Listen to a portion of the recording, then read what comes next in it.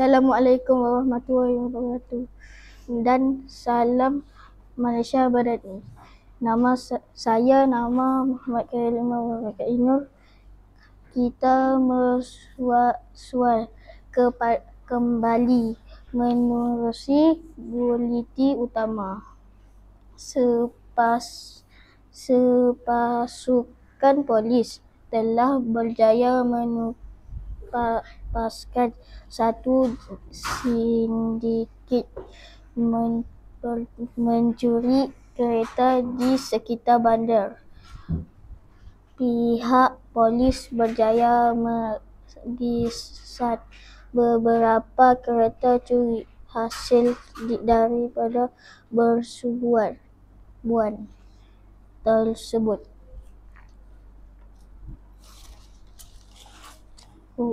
Juru cakap polis menyatakan bahawa siasatan mengenai sindiket itu dibuat beberapa minggu yang lalu.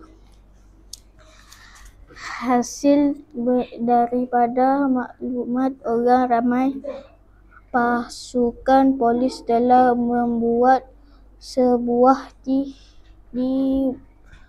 sebuah bengkel membaiki kereta di jalan Ipoh.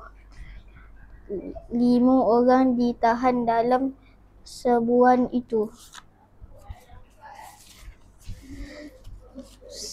Sementara itu, gerakan sedang dijalankan oleh polis untuk mencari seorang lelaki yang bernama Chong.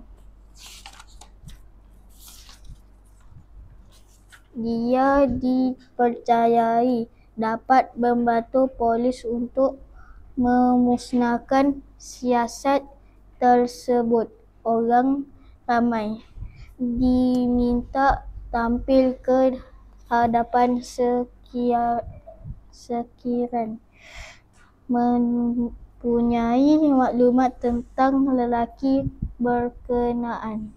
Laporan itu tadi mengakhiri sengah meliti utama malam ini. Saya Muhammad Khairul Nur. Teruskan bersama TV3. Assalamualaikum dan salam hormat.